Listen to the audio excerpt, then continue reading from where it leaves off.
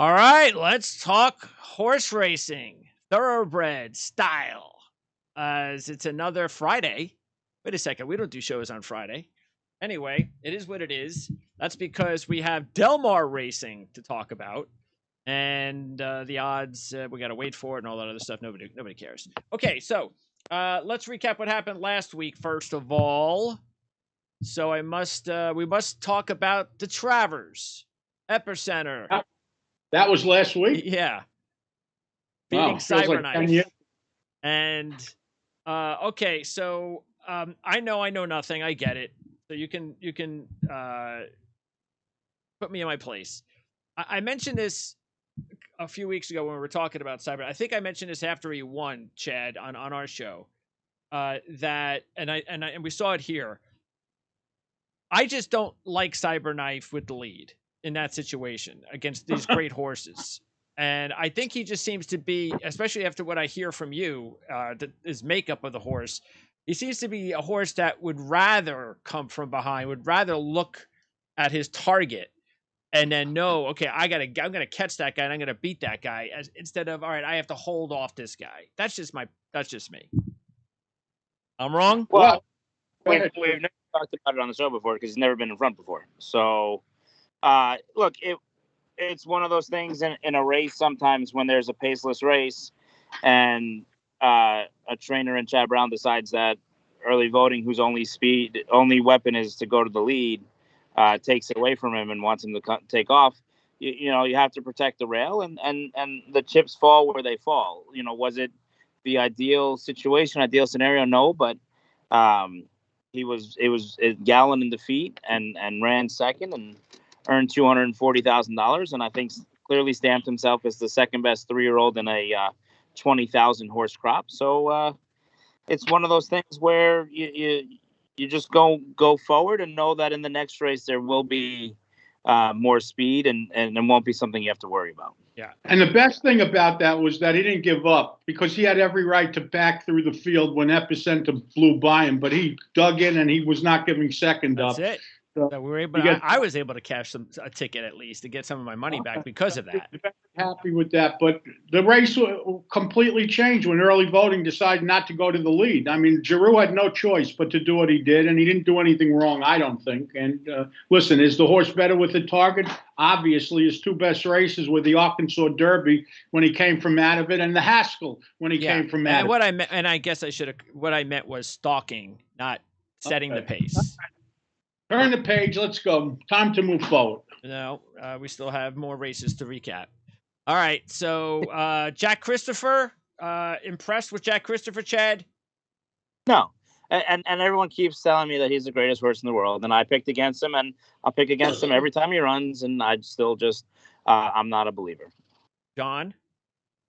It was fine. He did what he had to do. He won. He wasn't impressive. He got the job done, and that's it. Gufo, Chad, your long shot mirror mission got beat by that Gufo at the Sword Dancer. I think, look, Joel finally had Gufo in contention early, all year long. And Joel has ridden him for the last 2 or 3 years, whatever. But all year long, Gufo just doesn't kind of break out of the gate. And he leaves himself with so much to do. At least in the race on last Saturday in the Sword Dancer, he was a little bit more forward. Albeit he was still like 6th or 7th, but he wasn't helplessly out of it. And he was able to kind of get a good tactical position. And just flat out, he rode a better race than Ryan Moore. I think Broom's a better horse. I think if they run that race 10 times, Broom wins 9 of them. I ended up running 4th, which is just really, really disappointing because I do think he was the best horse in the race. He gave him no chance to win the way he rode the horse and the way the race developed. He was 5 wide down the backstretch. It was just a horrible ride. And Gufo now won this race 2 years in a row, I believe. So congratulations to them.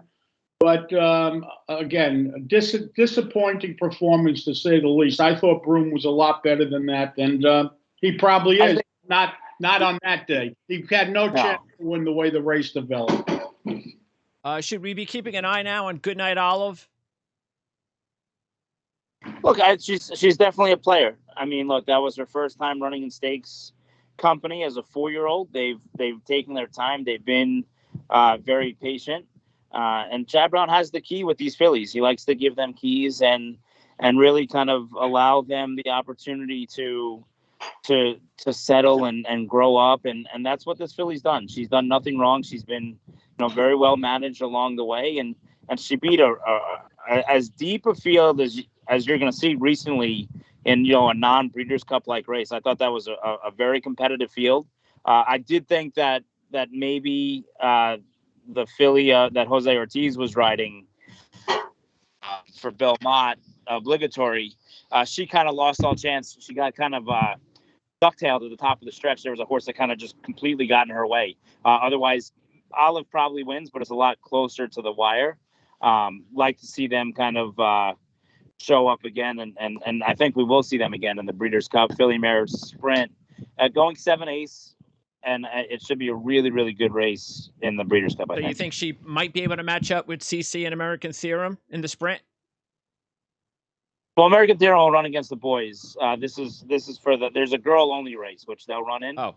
And it'll be mostly these horses with maybe one or two more. There's a race today, the Prioress, which might have a one or two more 3-year-old fillies that kind of head that way. And Echo Zulu, she's back on the work tab. That would be their plan, would be the Filly and Mare Sprint if she can make it. Not sure that she'll have enough time to make it there, but that would be their plan as well. Okay. Now, I would normally save this viewer comment for a Monday show, but this also has to do with John. So Caesar wants to know, first of all, Chad was spot on with Boppy O. He went off at a higher odds on Wednesday and won. Hopefully he cashed some money. So what did you talk about Boppy O on this show? So Boppy O was the long shot pick I gave out in the opening weekend stake, the Sanford at Saratoga, and didn't run very well.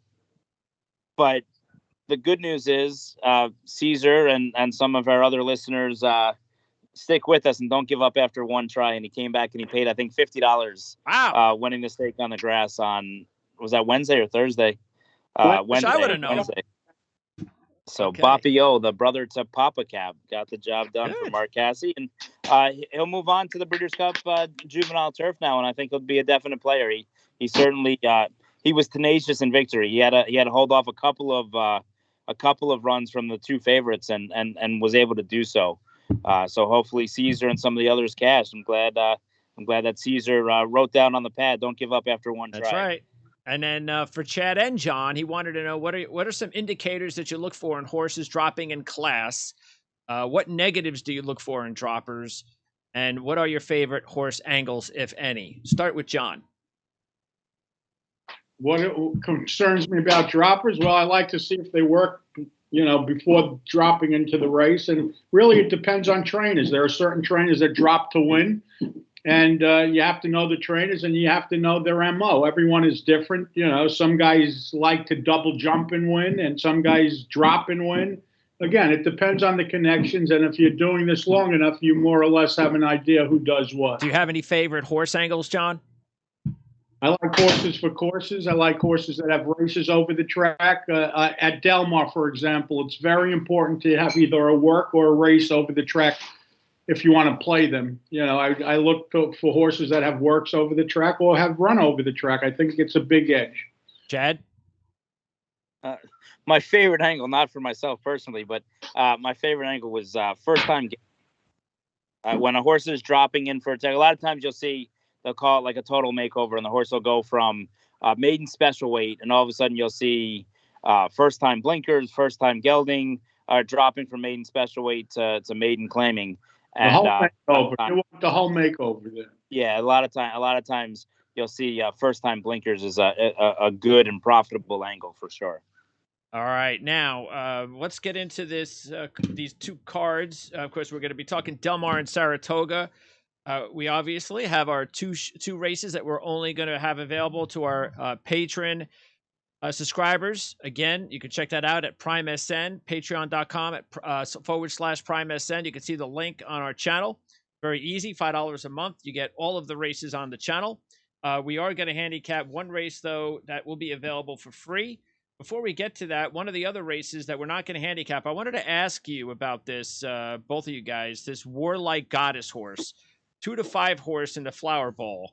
Because I see this horse, and not the sheets are all that great, but obviously, look, 8 out of 10 wins, 3 out of 3 wins at Saratoga. So my question is, when I look at the rest of this field, is this the horse? Is this the trainer's fault? The owner's fault, or what's the reason why a horse that's this good or talented enough to be racing in a race where there's just no competition? What happened? The horse is a terrific horse. He runs whatever he has to, or she runs whatever she has to run to win. She's one of those rare cases where a lot of times on sheets, she doesn't look faster than other horses, and we've been trying to beat this horse so many times, and all she does is win. Yeah. So there are horses like that.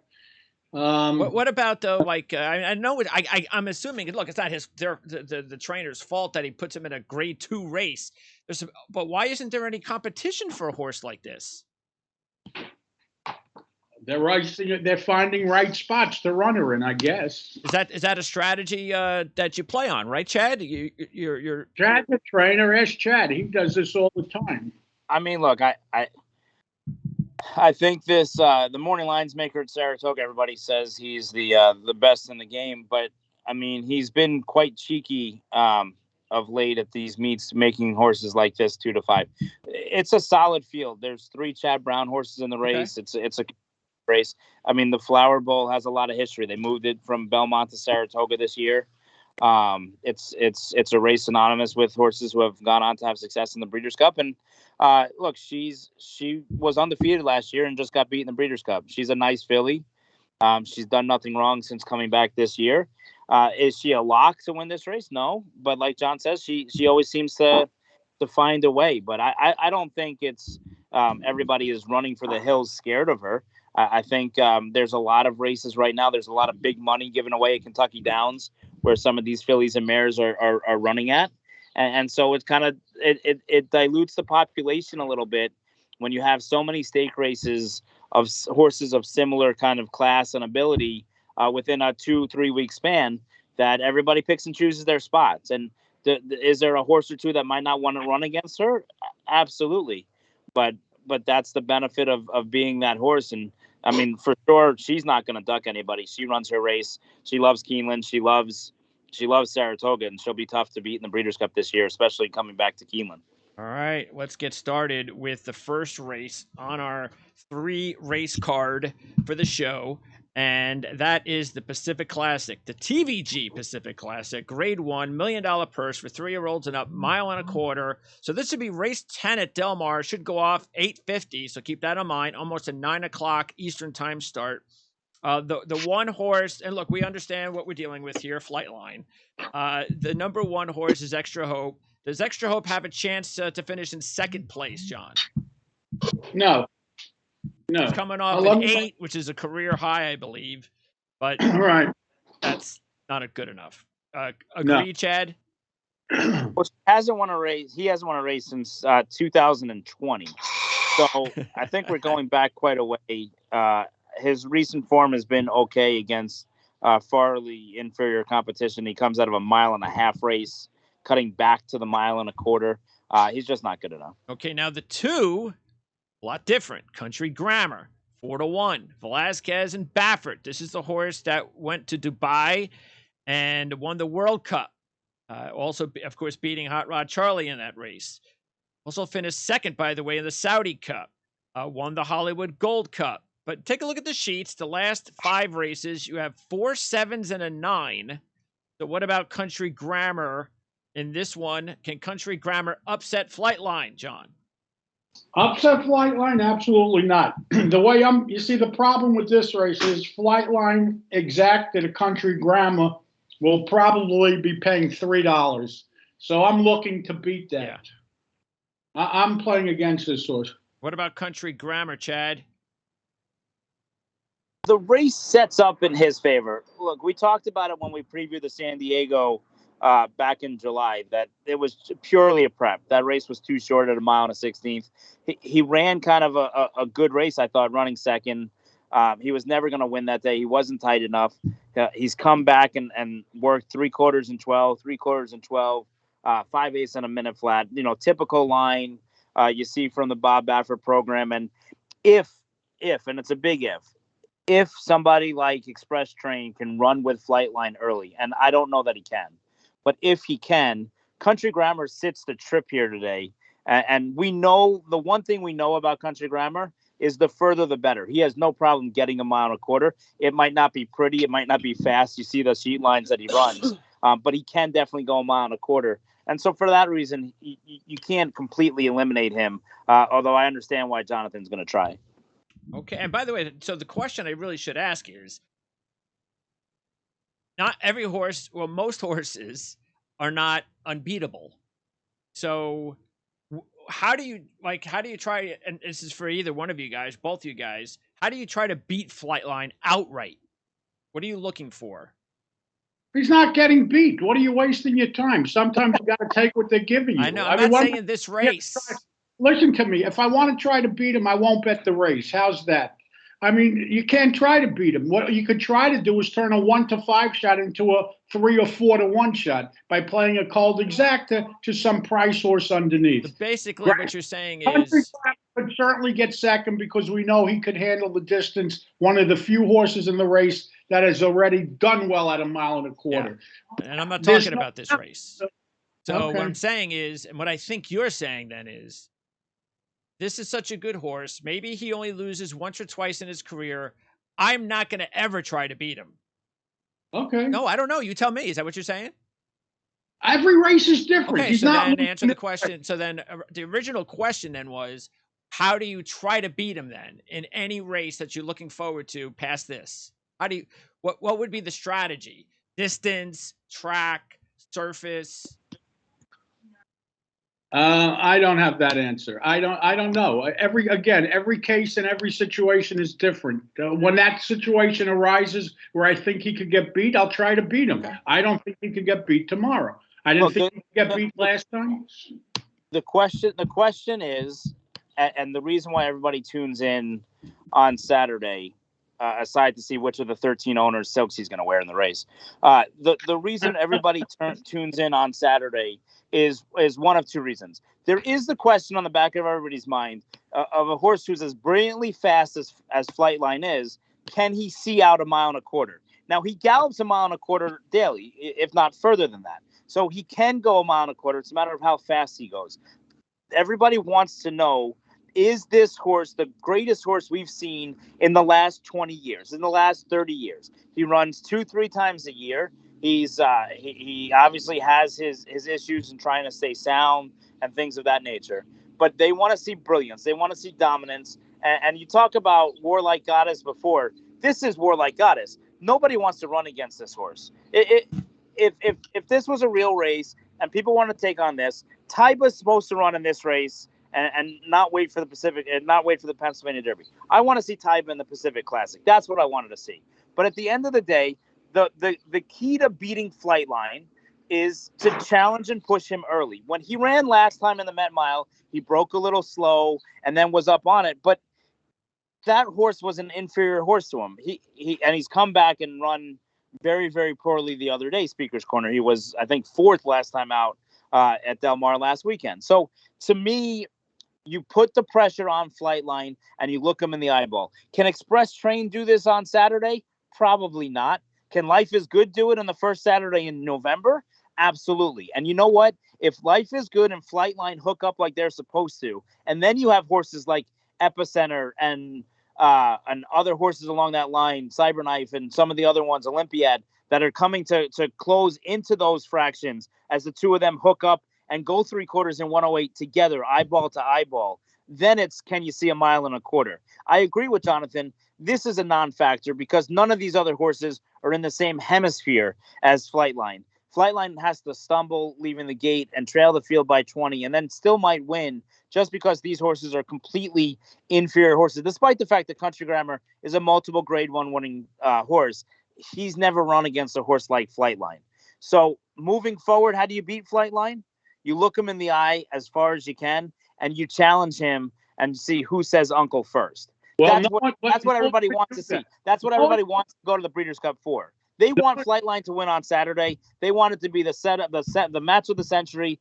Flightline versus Life is Good, and then somebody else catches them at the wire because the two of them are not as dominant as everybody wants them to be at 1.25 miles. The two of them are brilliant going a mile. I would love to see the two of them in the Breeders' Cup mile. We'll never see it because they would set the track record, maybe the world record, if the two of them hooked up at 1 mile.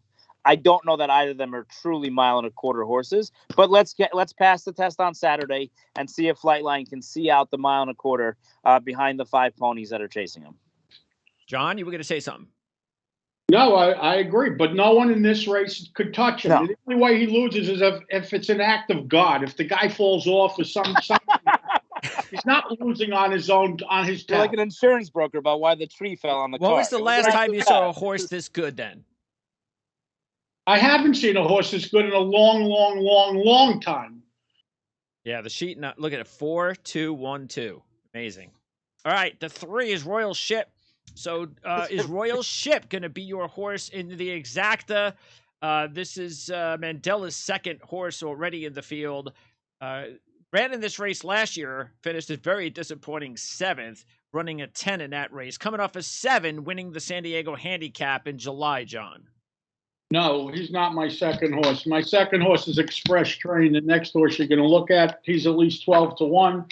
I like 5-4 Colt. Make life easy. You're up, Chadwick. I mean, I agree with John. The Royal Ship, I don't think wants to go 1.25 miles. The 1.16 distance for him, the mile races like that he's won before is what he much prefers. Despite having a second and a third in these distance races before, I just don't think he really wants to see out the 1.25 miles. Express Train's the one that puts the pressure. And the question is, with Express Train, does Victor Espinoza use Express Train to challenge Flightline, or do they sit there and go, look, we just want to run second, let Flightline play and do his own? That's what we want. Just kind of into themselves. That's the only question. Express Train can run second. It is a 5-4 Colt Exacta if Victor Espinoza doesn't challenge Flightline. If Victor Espinoza says, you know what, I want to challenge my manhood, I want to go for it and let the chips fall where they fall, then I don't think either of them run first or second. But at the end of the day, I don't think that happens. I think Express Train is clearly the second best horse in the race. And I'll go one further. It's probably a 5-4-2 Colt Triple. And for some reason, I don't know why, there is show wagering right now. I think they're going to change their mind later on. Yeah. But the fact that they're show wagering when Flightline's going to be 1-9, Del Mar will take a absolute bath because everybody will bet there will be so many bridge jumpers on Flightline. It will be scary. And by the way, the reason both of these guys are heavy on Express Train, just look at the last 2 races, both running 6s.